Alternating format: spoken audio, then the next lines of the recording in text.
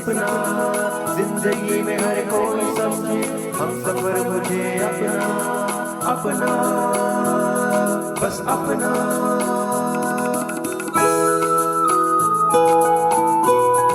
अपना radio 96.9 FM। अपना बस अपना। दोस्तों नमस्कार, आप सुन रहे हैं अपना रेडियो 96.9 FM और मैं हूं उदय शर्मा।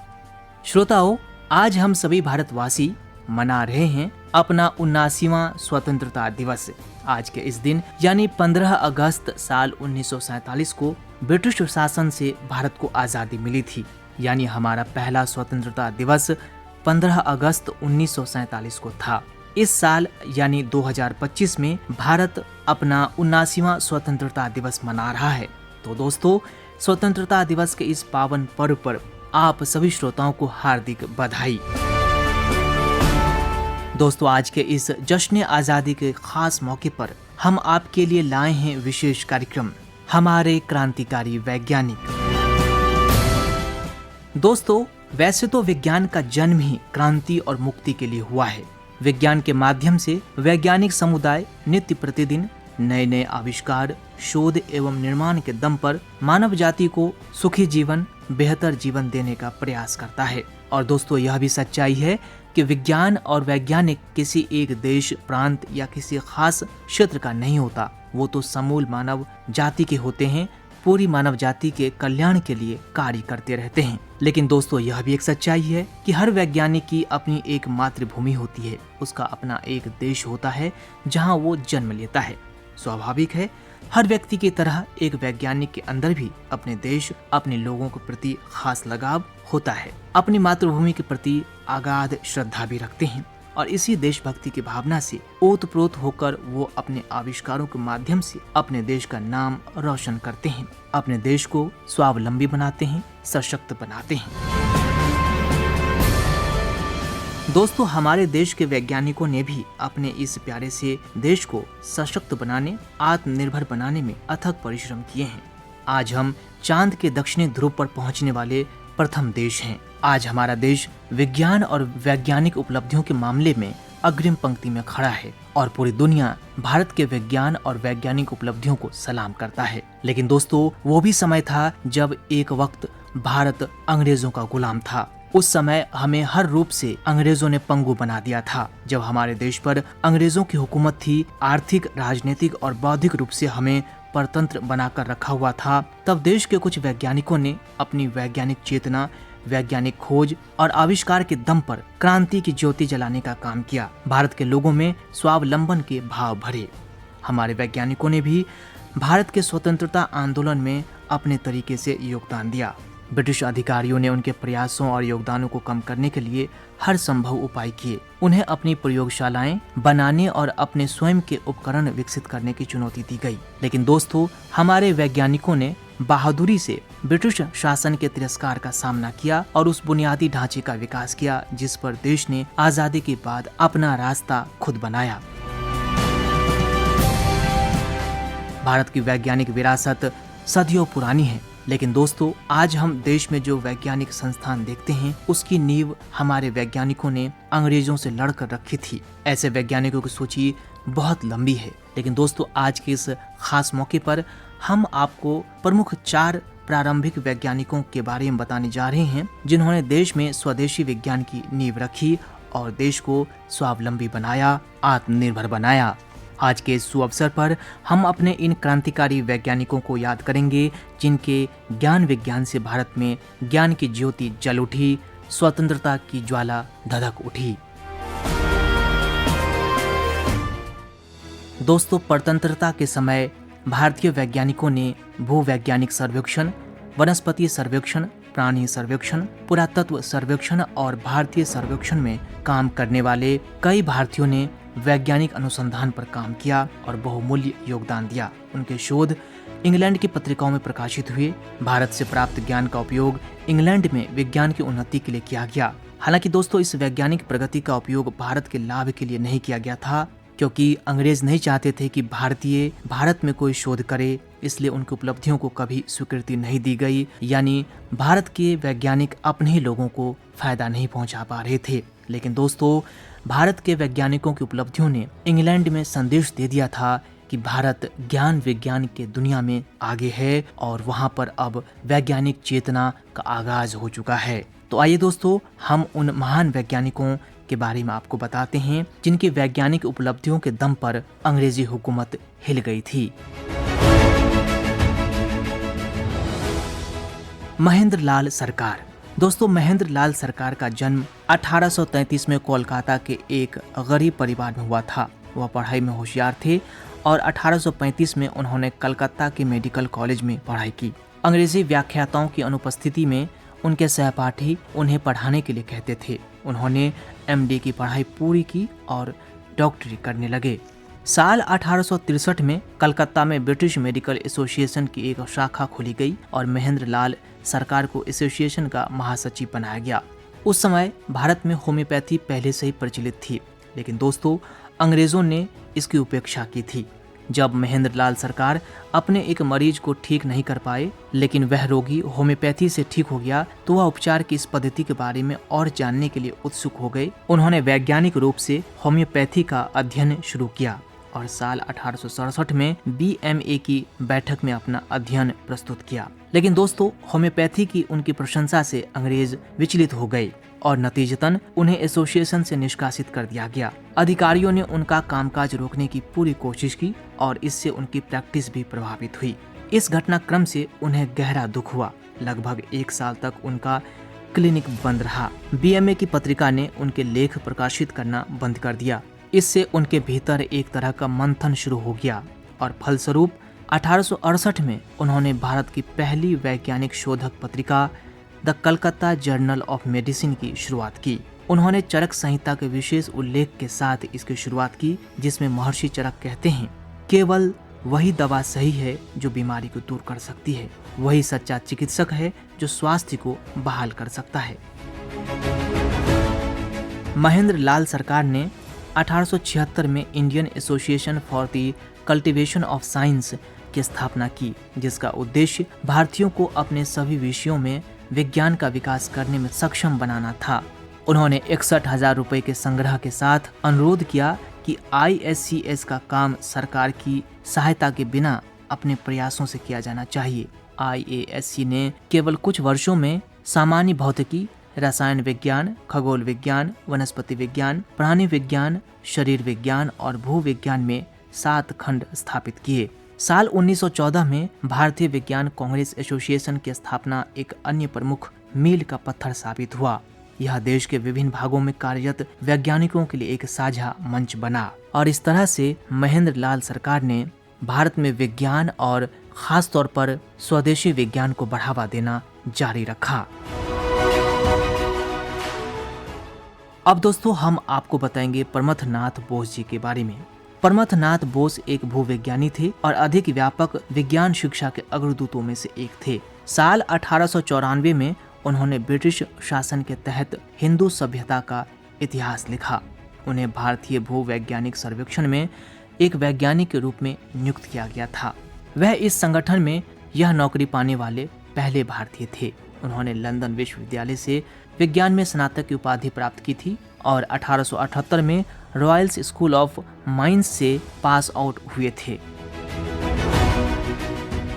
भारतीय भूवैज्ञानिक सर्वेक्षण के साथ भूवैज्ञानिक के रूप में अपने कार्यकाल के दौरान उन्होंने मध्य प्रदेश के धुल्ली और राजहरा में लौह अयस्क खदानों के साथ साथ और कई अन्य उल्लेखनीय खोज की। भारतीय भूवैज्ञानिक सर्वेक्षण के तत्कालीन निदेशक HB मेडलिकॉट एक भारतीय की वैज्ञानिक के रूप में नियुक्ति पर खुश नहीं थे। उनकी सेवानिवृत्ति के बाद प्रमथनाथ को अगला निदेशक बनना था, लेकिन यह पद एक ब्रिटिश अधिकारी को दिया गया जो उनसे 10 वर्ष जूनियर था और बहुत योग्य भी नहीं था। दोस्तों, मेडलिकॉट ने उस समय कहा था, भारतीय प्राकृतिक विज्ञान में किसी भी मौलिक कार्य के लिए सक्षम नहीं है। आइए हम अपने कमजोर भाइयों के साथ थोड़ा विवेक से काम लें और उनके चलने से पहले उनसे दौड़ने की अपेक्षा न करें। और दोस्तों, निस्संदेह यह उस देश का अपमान था जिसमें वैज्ञानिक प्रतिभा की प्रचुरता थी। नतीजतन परमथनाथ ने साल 1903 में अपने पद से इस्तीफा दे दिया। भारतीय भूवैज्ञानिक सर्वेक्षण से इस्तीफा देने के बाद वे जमशेद जी टाटा के संपर्क में आए। मयूरभंज के महाराजा भी खनन उद्योग में रुचि रखते थे। परमथनाथ को महाराजा ने अपना भूवैज्ञानिक सलाहकार नियुक्त किया। मयूरभंज के गुरु महिसानी पहाड़ियों में लौह अयस्क के भंडार की खोज करना परमथनाथ के जीवन की सबसे उल्लेखनीय उपलब्धि रही। मयूरभंज के महाराजा परमथनाथ के साथ जमशेद जी टाटा के संपर्क में आए। यह परमथनाथ जी ही थे जिन्होंने टाटा को वह स्थान दिखाया जहां साकची यानी अब के जमशेदपुर में टाटा आयरन एवं स्टील कंपनी की स्थापना की जानी थी। साल 1907 में दोराबजी टाटा ने अपने सपने को पूरा किया और इस कंपनी की स्थापना की। आचार्य जगदीश चंद्र बोस। सर जगदीश चंद्र बोस को पहला अहिंसक स्वतंत्रता सेनानी माना जाता है। साल 1857 का सिपाही विद्रोह ब्रिटिश शासन के खिलाफ स्वतंत्रता का पहला युद्ध था। जगदीश चंद्र बोस का विरोध ब्रिटिश कुशासन के खिलाफ पहला अहिंसक विरोध था, जिसे उन्होंने जीत लिया। जगदीश चंद्र बोस ने खुद को प्लांट फिजियोलॉजिस्ट के रूप में स्थापित करने के लिए ब्रिटिश प्रशासकों और यूरोपीय वैज्ञानिकों दोनों के साथ लड़ाई लड़ी। उन्हें ऑक्सफोर्ड में आसानी से स्वीकार नहीं किया गया। उन्होंने अपने स्वयं के उपकरणों का निर्माण किया और अपने लिए आवश्यक उपकरणों को विकसित करने के लिए स्थानीय कारीगरों को नियुक्त किया। दोस्तों, आपको बता दें, जगदीश चंद्र बोस ने सेंट जेवियर्स कॉलेज कलकत्ता से स्नातक की डिग्री प्राप्त की थी। बेल्जियम के पुजारी और कॉलेज के प्रोफेसर फादर लॉफेंट ने प्राकृतिक विज्ञान में जगदीश चंद्र बोस को दीक्षित करने की शुरुआत की। भौतिकी को पहले प्राकृतिक दर्शन कहा जाता था, लेकिन दोस्तों, कलकत्ता विश्वविद्यालय से बीएससी की डिग्री प्राप्त करने के बाद वे चिकित्सा का अध्ययन करने के लिए इंग्लैंड चले गए, जिसे वे अपना खराब स्वास्थ्य के कारण आगे नहीं बढ़ा सके और वह प्राकृतिक विज्ञान अर्थात भौतिकी, रसायन विज्ञान और वनस्पति विज्ञान में ट्रिपोज का अध्ययन करने के लिए कैम्ब्रिज चले गए। उन्होंने साल 1884 में स्नातक की उपाधि प्राप्त की और साथ ही साथ लंदन के यूनिवर्सिटी कॉलेज से कला स्नातक में भी स्नातक किया। साल 1909 में लॉर्ड रेले को ऑर्गन गैस की खोज के लिए नोबेल पुरस्कार मिला। वह लंदन की रॉयल सोसाइटी के अध्यक्ष थे। उन्होंने अपने मेधावी छात्र जगदीश चंद्र बोस के लिए सिफारिशी पत्र भेजा था और सुझाव दिया था कि उन्हें भौतिकी पढ़ाने की अनुमति दी जानी चाहिए। जब उन्होंने नौकरी के लिए आवेदन किया तो उन्हें बताया गया कि भारतीय कोई भी तर्क संगत विचार रखने में असमर्थ हैं और इसलिए उन्हें भौतिकी जैसे विषय को पढ़ाने की अनुमति नहीं दी जा सकती। हालांकि दोस्तों, जगदीश चंद्र बोस अपने अधिकांश यूरोपीय सहयोगियों की तुलना में अधिक योग्य थे। उन्हें प्रांतीय सेवा में नियुक्त किया गया था और वह भी अस्थायी आधार पर। उनका वेतन एक प्रोफेसर के वेतन का 1/3 था। दोस्तों, ब्रिटिश हुकूमत की इस भेदभावपूर्ण रवैये को देखते हुए जगदीश चंद्र बसु ने वेतन लेने से इनकार कर दिया, लेकिन प्रेसिडेंसी कॉलेज में पढ़ाना जारी रखा। 3 साल के बाद आखिरकार सरकार मान गई और उन्हें रैंक और वेतन दोनों के साथ एक पूर्ण प्रोफेसर के रूप में नियुक्त किया गया। निस्संदेह दोस्तों, यह उनका पहला शांतिपूर्ण अहिंसक विरोध था जिसमें उन्होंने जीत हासिल की। अन्याय और भेदभाव के खिलाफ उनका संघर्ष साल 1917 में बिहार के चंपारण में गांधी जी के सत्याग्रह की तरह का एक अनूठा सत्याग्रह था, जिसे जगदीश चंद्र बसु ने अपने विज्ञान के दम पर जीत लिया था। 10 वर्षों तक अध्यापन करने के बाद साल 1894 में जगदीश चंद्र बोस ने अपना शोध कार्य प्रारंभ किया। उन्होंने अंग्रेजों से कोई मदद नहीं मिली। उन्होंने अपनी प्रयोगशाला स्थापित की और सारा खर्चा खुद वहन किया। उनके द्वारा किया गया शोध अद्वितीय था। उन्हें जो सफलता मिली वह यूरोपीय देशों में वैज्ञानिक भी हासिल नहीं कर सके थे। जेम्स क्लार्क मैक्सवेल ने विद्युत चुंबकीय तरंगों के सिद्धांत को प्रतिपादित किया था और उन्हें प्रयोगों के माध्यम से इसे सत्यापित करने की आवश्यकता थी। तब तक दुनिया में किसी ने भी माइक्रोवेव नहीं बनाए थे। जगदीश चंद्र बसु ने दुनिया में पहली बार ऐसा किया था। इसके बाद वे लंदन गए और वहां अपना शोध प्रस्तुत किया। हालांकि दोस्तों, बाद में मार्कोनी को इसी आविष्कार के लिए नोबेल पुरस्कार मिला। दोस्तों, हमारे इस महान वैज्ञानिक क्रांतिकारी ने सदैव कहा, यदि हम अपना ज्ञान सर्जन करने में सफल नहीं होते हैं तो हमें दुनिया में सम्मान नहीं मिलेगा। अंग्रेज उनके इस विचार को दबाना चाहते थे। आज उन्हें माइक्रोवेव का जनक ही नहीं बल्कि बायोफिजिक्स का जनक भी कहा जाता है। उन्हें प्लांट न्यूरोबायोलॉजी का जनक भी माना जाता है। जगदीश चंद्र बसु को क्रोनोबायोलॉजी का जनक भी माना जा सकता है, जो एक उभरता हुआ क्षेत्र है। क्योंकि दोस्तों जगदीश चंद्र बोस ने ही पहली बार इसका अध्ययन किया था। उन्होंने सबसे पहले यह कल्पना की थी कि पौधे भी सोते हैं। आज आधुनिक विज्ञान इसे स्वीकार करता है, लेकिन अंग्रेजों ने अपनी पूरी ताकत से इसे दबाने की कोशिश की थी। लेकिन दोस्तों जगदीश चंद्र बसु ने अपनी वैज्ञानिक क्षमता, तर्क और अपने शोध के दम पर पूरी दुनिया को यह जतला दिया था कि भारत विज्ञान में सदैव आगे रहा है और विज्ञान की ज्योति भारत में सदैव जलती रहेगी। आचार्य प्रफुल्ल चंद्र रे। भारतीय रसायन विज्ञान के जनक आचार्य प्रफुल्ल चंद्र रे को भारतीय विज्ञान के इतिहास का जनक भी माना जा सकता है। साल 1902 और 1908 में उन्होंने हिंदू रसायन विज्ञान के इतिहास के 2 खंड लिखे।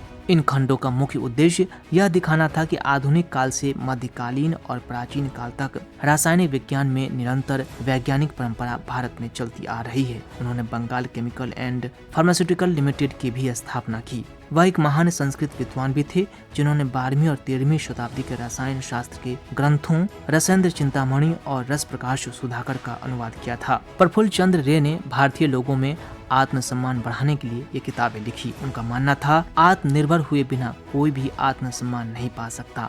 प्रफुल्ल चंद्र रे ने साल 1901 में यह विचार व्यक्त किया था कि आधुनिक उद्योगों के निर्माण के लिए विज्ञान की मदद की जरूरत है। साल 1892 में 700 रुपए की छोटी पूंजी के साथ उन्होंने पहले स्वदेशी उद्योग बंगाल केमिकल वर्क्स की स्थापना की। इस कंपनी ने शुरुआत में ही हर्बल उत्पादों और स्वदेशी दवाओं का निर्माण किया।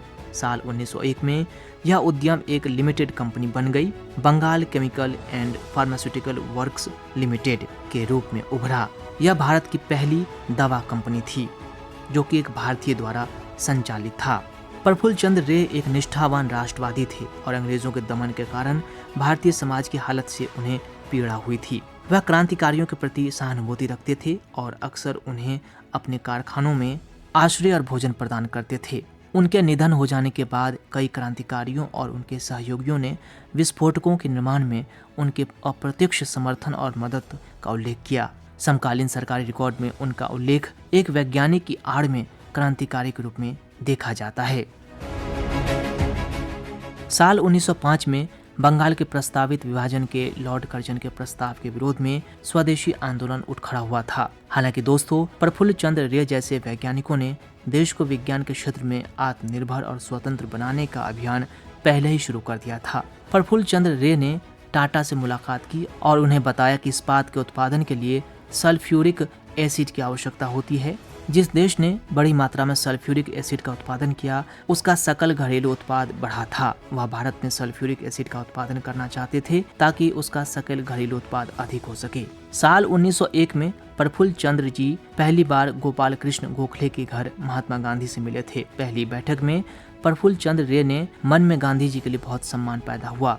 गांधी जी की सादगी, देशभक्ति और कर्तव्य निष्ठा ने उन्हें बहुत प्रभावित किया। गांधी जी भी प्रफुल्ल चंद्र रे का बहुत सम्मान करते थे क्योंकि वे गरीबों और जरूरतमंदों की मदद के लिए उन्होंने जिस तरह की कड़ी मेहनत की थी वे इसके बारे में जानते थे। आचार्य प्रफुल्ल चंद्र रे ने भारतीयों की एक नई पीढ़ी भी बनाई जिसमें सत्येंद्र नाथ बोस, मेघनाथ साहा, शांति स्वरूप भटनागर और चंद्रशेखर वेंकट रमन शामिल थे। इन दिग्गजों ने देश में विज्ञान के विकास के लिए अपना जीवन समर्पित कर दिया। वैज्ञानिकों की इस दूसरी पीढ़ी ने भारतीय विज्ञान के स्वर्णिम काल को हकीकत बना दिया। साल 1910 से 1930 तक आधुनिक विज्ञान नई ऊंचाइयों पर पहुंचा और साल 1924 में सत्येंद्र नाथ बोस ने अपना शोध पत्र प्रकाशित किया जिसे आइंस्टाइन का ध्यान आकर्षित किया। उसी के आधार पर बोस आइंस्टाइन कंडेंसेट का विकास हुआ और इससे क्वांटम फिजिक्स में काफी मदद मिली। साल 1928 में चंद्रशेखर वेंकट रमन ने अपना शोध कार्य प्रस्तुत किया और दुनिया के सामने यह स्पष्ट हो गया कि भारत दुनिया में प्रगति कर रहा है।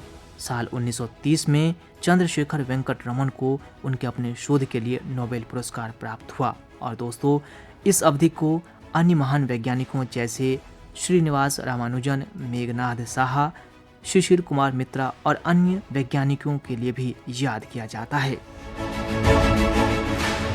तो दोस्तों इस तरह से हमारे वैज्ञानिकों ने अपने विज्ञान और वैज्ञानिक खोजों के दम पर भारत को आत्मनिर्भर बनाया और अंग्रेजों को संदेश दिया कि भारत अब दबाने से रुकने वाला नहीं है।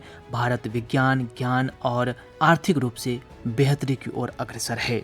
भारत का उदित वैज्ञानिक और वैज्ञानिक खोज निस्संदेह अंग्रेजों के लिए एक चुनौती थी और अंग्रेज इसे क्रांति की ज्योति के रूप में देख रहे थे।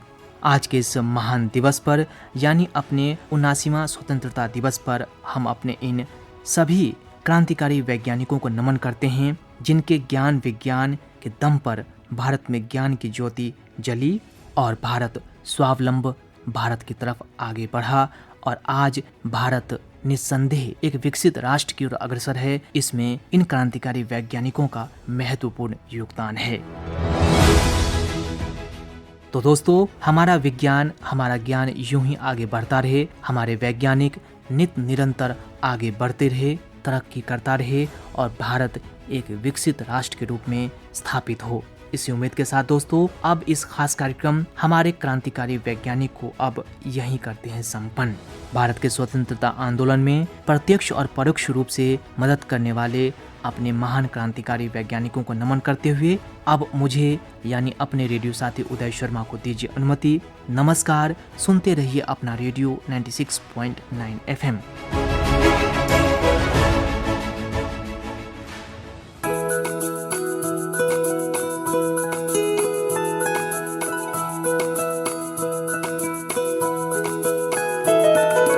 मेरी ख्वाहिशें मेरे अरमान मेरा बस यही सपना, जिंदगी में हर कोई समझे हम सफर मुझे अपना अपना बस अपना।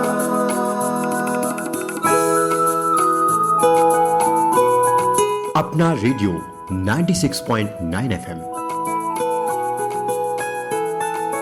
अपना बस अपना।